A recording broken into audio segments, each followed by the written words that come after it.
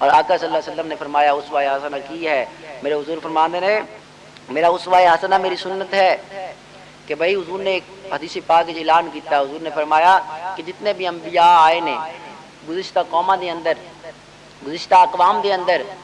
وہ انبیاء آندے سن تو اللہ رب العزت انہوں نے کچھ آدمی عطا کردا سی، کچھ بندے ایسے عطا کردا سی جنہوں نے حواری آکھیا جاندا سی، اصحاب آکھیا جاندا سی۔ حواری اور اصحاب تو مراد ہے خالص اور پکا امتی جڑے اس دے طریقے تے عمل کردے سن۔ حضور فرماندے نے انہاں دے طریقے تے وہ عمل کردے سن، وہ حواری اور اصحاب۔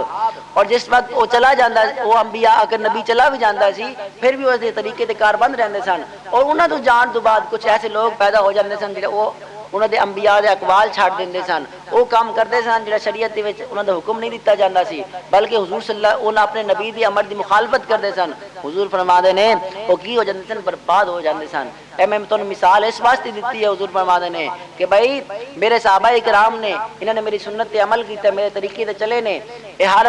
جو میں انہوں دس کے جانا پہ عمل کردے پے نے، انہاں تو بعد تابعین آن گے، انہاں تو لاون گے، تبع تابعین لاون گے، انہاں تو عمل لاون گے، انہوں نے کی کرنا ہے سنت مدم نہیں ہون دینا۔ جس وقت اے میری امت تھوڑے تے تانوں پتہ لگے بھی سنت مدم ہوندی پئی ہے، سنت دا رواج ختم ہوندا پیا ہے، پھر تسی کی کرنا ہے سنت دا دامن مضبوطی نال تھام لینا ہے تاکہ تسی گمراہ نہ ہو سکو۔ جڑا سنت طریقہ چھڑ دے گا وہ گمراہ ہو جاوے گا، جڑا فیشن پرستی میں چلا جاوے گا اسوہ حسنہ نہیں اپناوے گا وہ گمراہ اور برباد ہو جان گے، وہ معاشرہ زوال پذیر ہو جاوے گا، اس معاشرے میں ہر وقت مصیبتاں اور تکلیفاں دا نزول رہے گا، اور ہر وقت وہ پریشان رہے گا، ہر بندہ پریشان ہوے گا، ہر بندہ، کیونکہ وہ دی عمر وچ برکت ہٹ جاوے گی، رزق وچ، مال وچ، اولاد وچ، جان وچ، ہر چیز وچ برکت ہٹ جاوے گی۔ کیوں؟ کیونکہ انہیں حضور صلی اللہ علیہ وسلم دے امر دی مخالفت کردا پیا ہے، حضور صلی اللہ علیہ وسلم دے اسوہ حسنہ نوں چھڈ کے انہاں لوگاں دا اسوہ اپنااندا پیا ہے جڑے لوگ غیر نے۔ میرے آقا صلی اللہ علیہ وسلم نے فرمایا، میرے حضور فرماندے نے سن لو اللہ رب العزت نے انہاں لوگاں تے لعنت بھیجی ہے، یا انہاں نال ساڈا کوئی تعلق نہیں ہے، انہاں لوگاں نال جڑے میری سنت تے عمل نہیں کردے، میرا انہاں نال کوئی تعلق نہیں جڑے میرے طریقے نوں نہیں اپناندے بلکہ غیر دا طریقہ اپناندے نے، یہود و نصارا دا طریقہ اپناندے نے۔ اس لیے دے اقبال نے آکھا سی نا، وضع میں تم ہو نصارا تو تمدن میں حنود، یہ مسلمان ہیں جنہیں دیکھ کے شرمائیں یہود۔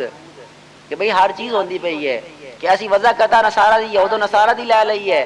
ساڈی روایات اسی اپنے چھڑ دتیاں نے کہ ساڈے حضور صلی اللہ علیہ وسلم بچے تو لے کے جوانی تک، بڑھاپے تک جڑے سانوں روایات دیکھ گئے نے، فرامین دیکھ گئے نے، اسی ہر چیز چھڑ دیتی ہے اور اسی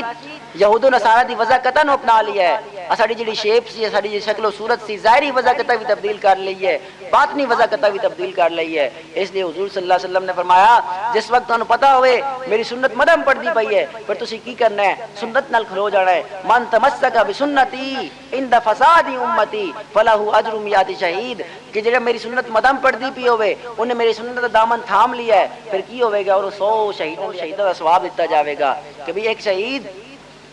وہ شہید ہویا ہے، انہوں شہادت دا اللہ رب العزت نے رتبہ دیتا ہے، میرے حضور فرماتے ہیں انہوں شہادت دا رتبہ بھی ملے گا، 100 شہیدان دے اعمال جتنا ثواب بھی ملے گا۔ کی کرنا ہے؟ سنت نہ اپنانا ہے۔